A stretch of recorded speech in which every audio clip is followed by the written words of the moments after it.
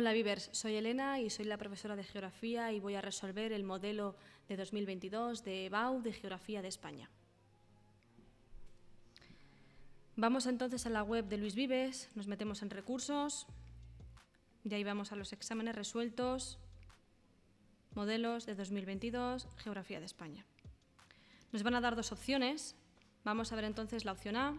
Nos ofrecen primero un tema, el aprovechamiento hídrico en España, y nos dice que desarrollemos de manera sintética, es decir, resumida, utilizando siempre un vocabulario geográfico, un vocabulario científico, el tema, atendiendo además a dos apartados o epígrafes, que es el uso y aprovechamiento más importante y la planificación hidrológica, como máximo una cara de un folio. En usos y aprovechamientos más importantes hay que hablar de los sectores que consumen más agua, en este caso el sector agrícola y el que menos en este caso el sector urbano. No hace falta citar los porcentajes, pero sí saber que el que más consume es el sector agrícola.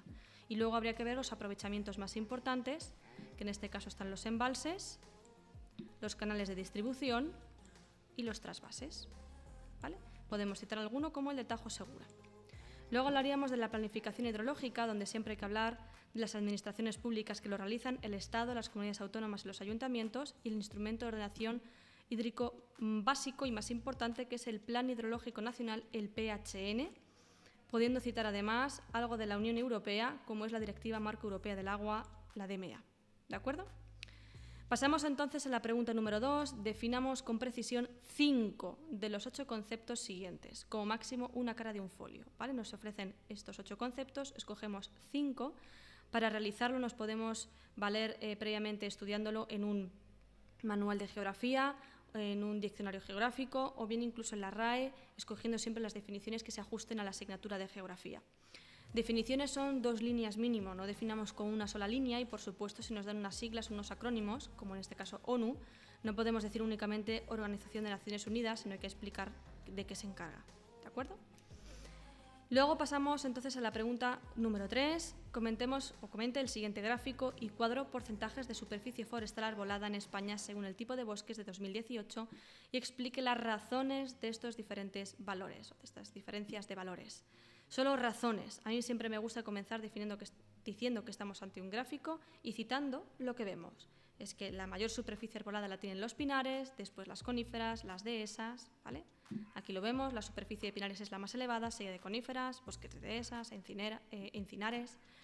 Y luego hay que decir las causas. En este caso se debe a que son especies de bosque mediterráneo,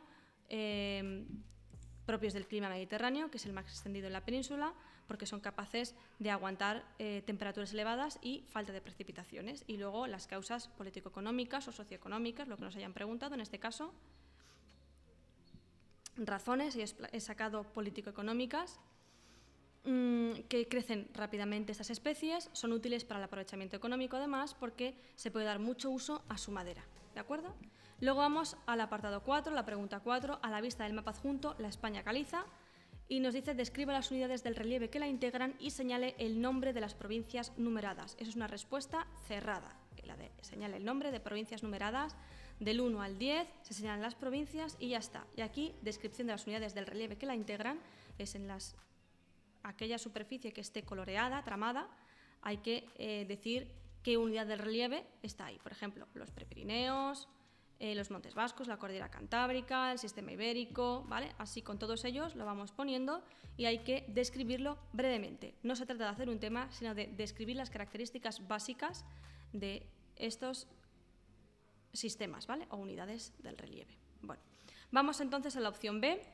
También nos ofrece un tema, en este caso el sistema urbano español, nos puede parecer menos atractivo, pero igual hay que explicarlo de manera sintética, es decir, resumida, centrándonos en la jerarquía de las ciudades de España y la red urbana española.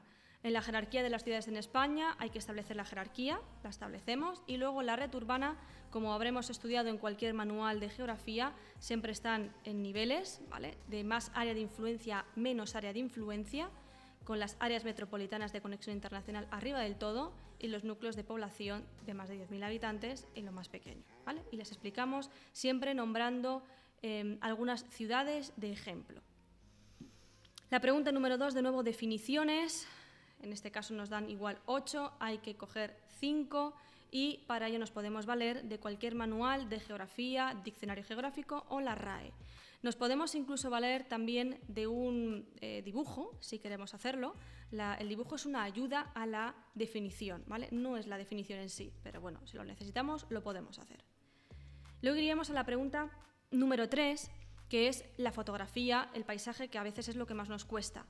Entonces nos dice que comente la fotografía adjunta atendiendo si procediese al siguiente orden, si podemos guardar el orden perfecto, pero nunca puede faltar hablar de elementos del medio físico, del medio humano, la relación entre ellos y del tipo de paisaje. Yo he comenzado diciendo el tipo de paisaje que es, que en este caso he observado la imagen, tenemos un poblamiento rural y luego un medio natural, así que yo digo que domina el medio rural insertado en un medio natural y que podemos distinguir dos unidades de paisaje, el poblamiento y las elevaciones montañosas al fondo. Y luego hablo de las características principales desde un punto de vista geográfico. En relación con el medio físico siempre hay que hablar de relieve, ¿vale? En este caso, ¿vale? Parte de la cordillera penibética, de contornos suaves, un poquito el relieve. Luego del clima, no es algo que se vea, pero se puede intuir, que es lo que ellos buscan, que intuyamos o que extraigamos algunas interpretaciones viendo la fotografía.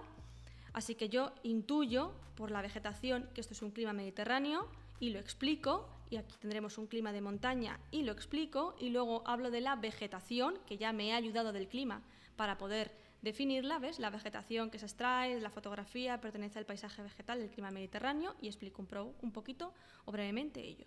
Aquí no veo recursos hídricos, tampoco los puedo suponer porque eso ya sería inventar, así que no hablo de los recursos hídricos, pero si yo viese un embalse o un río, habría que comentarlo en este apartado. Luego después, respecto al medio humano, se trata de un poblamiento concentrado de tipo rural, es decir, hay que hablar del poblamiento que vemos aquí, cómo son las casas, de qué color son, si son altas, si son bajas. ¿Vale? Aquí lo he hablado yo, de tipo rural, de casas bajas, hechas en ladrillo, pintadas en blanco para ayudar a reflectar la luz del sol. Y luego se puede averiguar que las actividades económicas predominantes son la turística. Después hablamos, ya digo, de actividades económicas. No las veo fácilmente aquí, pero sí que puedo intuir que un paisaje con estos pueblos y con este medio tan atractivo va a ser algo turístico. Así que lo pongo, que la actividad principal va a ser la turística, y luego puedo averiguar que junto con la agricultura hay posibles huertas de alrededor. Y digo posibles porque no las veo, pero las puedo intuir. No se observan principales vías de comunicación, porque es cierto, no se ven, pero intuyo que habrá carreteras locales que lleguen a la población, ¿vale? Y lo pongo. Y por último, las relaciones que hay. El paisaje posee un grado de intervención humana medio, ya que solo el poblamiento ha alterado el paisaje de montaña, y vemos que se ha tenido que seguir un canon estético en todas las casas en blanco para seguir ese paisaje cultural. Aquí al final puedo volver a decir el tipo de paisaje que vemos, que es un paisaje rural insertado en un medio natural, e incluso podríamos aventurarnos a decir dónde está tomada esa imagen. Sería, ya digo, aventurarnos, lo podemos decir, lo podemos averiguar, en este caso, ya os lo digo, es Granada, pero por la imagen y tal como vemos, yo diría que es Andalucía, eso seguro, por los pueblos blancos, y adivinaría que los pueblos blancos están en Granada, y si no es en Granada, pues bueno, puedo citar a lo mejor Almería, pero citemos una o dos un poco para saber, para concretar un poquito más al examinador. Y luego la pregunta 4, otra vez un mapa, en este caso provincias con mayor porcentaje de municipios de menos de 100 habitantes, indiquemos el nombre de provincias, de nuevo una respuesta cerrada, del 1 al 10, las citamos. Y luego señalemos las razones que expliquen esta distribución y argumentemos consecuencias sociales y económicas que puedan derivarse, es decir, tenemos razones por un lado y consecuencias por otro. La razón principal, si yo veo la imagen, esto es la España vaciada, es el interior peninsular, exceptuando siempre Madrid, y lo principal que ocurrió aquí es el éxodo rural, y lo explico que tuvo lugar en los años 60 y las principales características de este éxodo rural. De él puedo extraer las principales consecuencias, que es que son poblaciones que van a perder estas provincias cada vez más población, que la población es envejecida y que por tanto son provincias sin dinamismo económico ni social y que serán poco atractivas para la atracción de inmigrantes, tanto extranjeros como nacionales. ¿De acuerdo? Pues esto, chicos, sería la resolución del examen de modelo de 2022 de EBAU de Geografía de España. Nos vemos en los siguientes vídeos. Chao, Vivers.